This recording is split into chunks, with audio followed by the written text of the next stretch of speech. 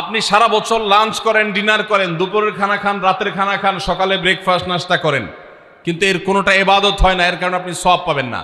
কিন্তু রমজান মাসে ভোর রাতে ঘুম থেকে উঠে যে আপনি খাবার খাবেন, এই খাবার খাওয়ার জন্য যে উঠলেন এবং খাইলেন, এর কারণে আপনার অ্যাকাউন্টে আপনার আমলনামা আল্লাহ তাআলা সওয়াব জমা করে দিবেন, আপনি রিওয়ার্ড পাবেন, বিনিময় পাবেন। কেন?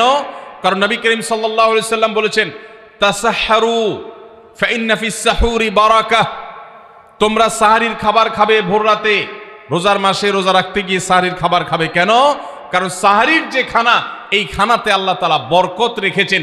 এই খানা খাইলে তার জন্য আমাদের স্পিরিচুয়াল, আধ্যাত্মিক বিভিন্ন রকমের উপকারিতা আল্লাহ তাআলা এর মধ্যে নিহিত রেখেছেন। এর মধ্যে খাদ্য শক্তি আছে, আমাদের এনার্জি হবে শরীরে, রোজা রাখতে সহজ হবে। এর পাশাপাশি সাহরির খাবারে আলাদা একটা বরকত আছে, শেফা, বহুবিধ উপকারিতা আমাদের শরীরের, আমাদের মনের জন্য আল্লাহ তাআলা রেখেছেন। এই জন্য সাহরি খাওয়াটা আলাদা একটা ইবাদত।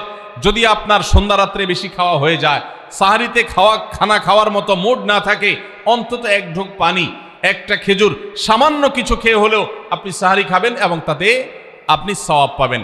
কোনো কারণে যদি সাহরি খেতে না পারেন, রাতে উঠতে পারেন নাই, অ্যালার্ম বাজছে কিন্তু শুনেন নাই, উঠে দেখেন ফজরের আজান হয়ে গেছে, তাহলে ওই দিনের রোজা কি হবে নাকি হবে না? হবে। মাশাআল্লাহ, বগুড়া মানুষ মাসালা জানে, দেখা যায় রোজা হয়ে যাবে ইনশাআল্লাহ। কারণ এই সাহরি খাওয়াটা ফরজ না, ওয়াজিব না, এটা সুন্নত। সুন্নত ছুটে গেলে ইবাদত হয় না, ব্যাপারটা সেরকম না।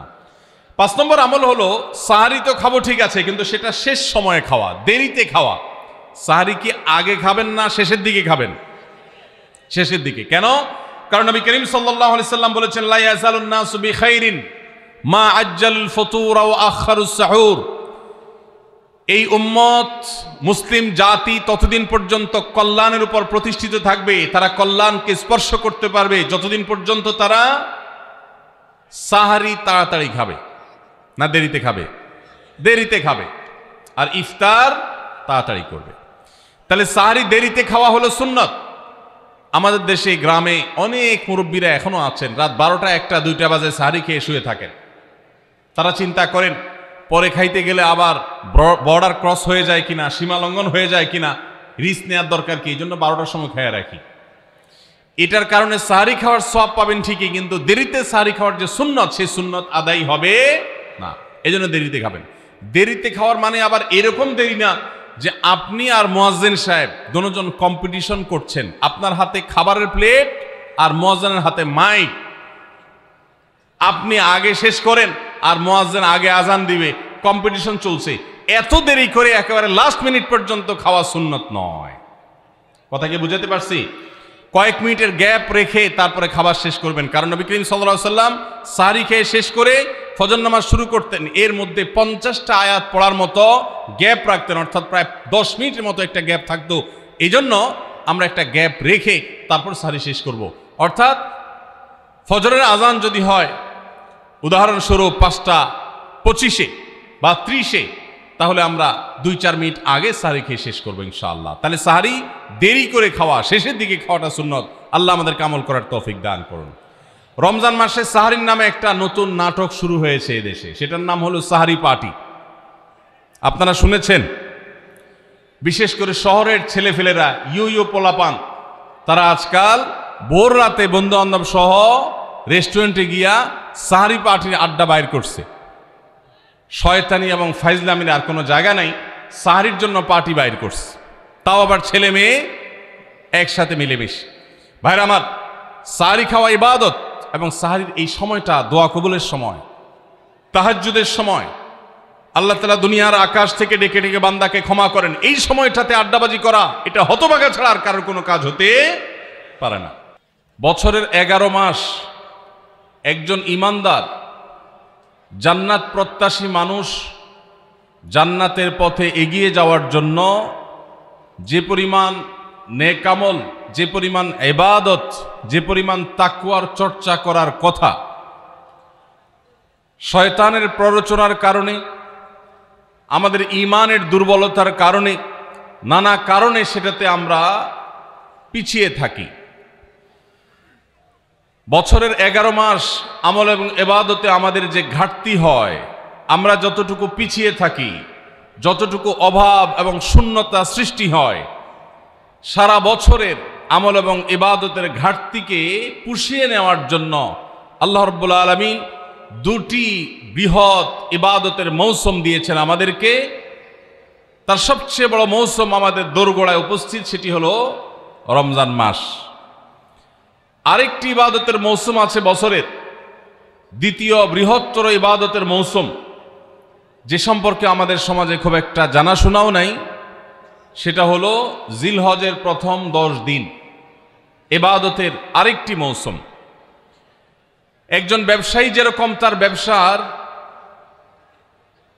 লাভ লস পুষিয়ে নেওয়ার জন্য, অন্য সময়ের ঘাটতি পুষিয়ে নেওয়ার জন্য তাকে যেরকম কিছু সিজনকে কাজে লাগাতে হয়, তার যেরকম কিছু সিজন আছে, মৌসুম আছে, ঠিক একইভাবে একজন ইমানদার মুসলমানের ইবাদতের ঘাটতি পোষাবার মৌসুমের নাম হলো রমজান মাস।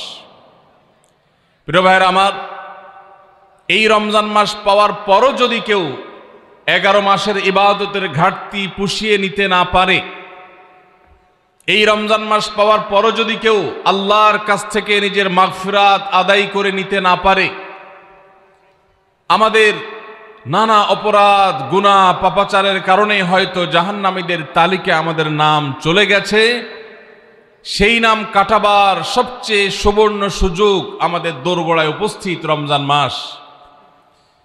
এই রমজান মাস পাওয়ার পরও যদি কোনো মুসলমান আল্লাহর কাছ থেকে তার নাম জাহান্নামীদের তালিকা থেকে কাটিয়ে জান্নাতীদের তালিকায় অন্তর্ভুক্ত করতে না পারে, তাহলে এর চাইতে হতভাগা, এর চাইতে দুর্ভাগা, এর চাইতে কপাল পড়া মুসলমান আর কেউ হতে পারে না। প্রিয় ভাইরা আমার, জীবনে আল্লাহ তাআলা আমাদেরকে অনেক রমজান মাস দিয়েছেন। আল্লাহ নবী সাল্লাল্লাহু আলাইহি সাল্লাম খোদ তাঁর জীবনে তিনি রমজান পেয়েছেন সাকুল্যে 8টা। দ্বিতীয় হিজরিতে আল্লাহ রাব্বুল আলামিন রমজানের রোজা ফরজ করেছেন। 10ম হিজরিতে আল্লাহ তাআলা তাকে দুনিয়া থেকে নিয়ে গেছেন। তাহলে সাকুল্যে সর্বোচ্চ 8টা রমজান পেয়েছেন আমাদের নবীজি সাল্লাল্লাহু আলাইহি সাল্লাম। কয়টা রমজান পেয়েছেন? 8টা। আজ গাবতলীর এই মাহফিলে আমরা যারা উপস্থিত আছি, আমাদের এখানে এমন বহু মানুষ আছেন যে তার জীবনে 40, 50, 60টা পর্যন্ত রমজান মাস পেয়েছেন।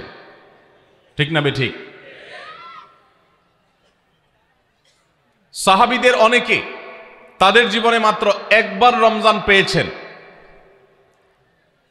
হয়তো ইসলাম গ্রহণ করেছেন রমজানের আগে, রমজান মাসটা পেয়েছেন, এরপরে হয় মৃত্যু হয়ে গেছে, আর না হয় জিহাদের ময়দানে শহীদ হয়ে গেছেন। একটা রমজান জীবনে পেয়েছেন। বহু সাহাবী আছেন 2টা, 4টা রমজান পেয়েছেন। অনেক সাহাবী আছেন জীবনে একটা রমজানও পান নাই, ইসলাম গ্রহণ করেছেন, এরপরে আল্লাহর রাহে জিহাদে শামিল হয়েছেন, রমজান আসার আগেই দুনিয়া থেকে চলে গেছেন। তাহলে আমরা যারা জন্মসূত্রে মুসলমান, তাদের যার যত বছর বয়স তিনি ততগুলো রমজান পেয়েছি।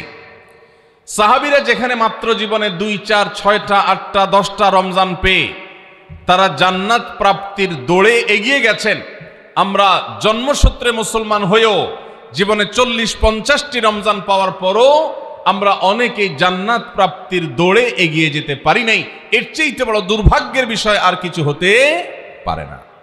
ভাইরা আমার, এই জন্য আসন্ন রমাদান আর কয়েকদিনের মধ্যে যে রমজান শুরু হতে যাচ্ছে, আসুন এইবারের রমজান সম্পর্কে একটা সংকল্প করি, শপথ করি, এই রমজান জীবনের অন্য 10টি রমজানের মতো কাটাবো না।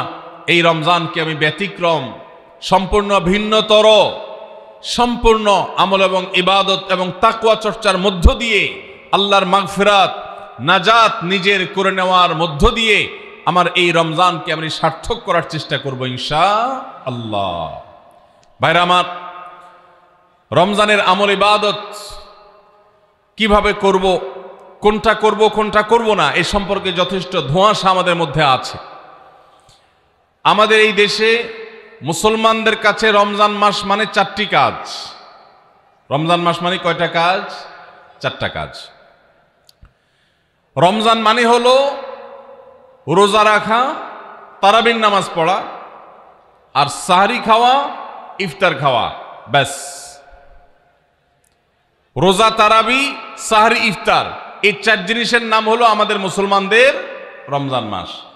অথচ আমাদের প্রিয় নবী সাল্লাল্লাহু আলাইহি ওয়াসাল্লাম রমজান মাসে এই 4 কাজের বাইরে আরো অনেক আমল, অনেক কর্মসূচি, অনেক কার্যতালিকা, অনেক আমলের তালিকা তিনি আমাদেরকে দিয়েছেন, যেটা আমরা মুসলমানরা অনেকেই জানি না।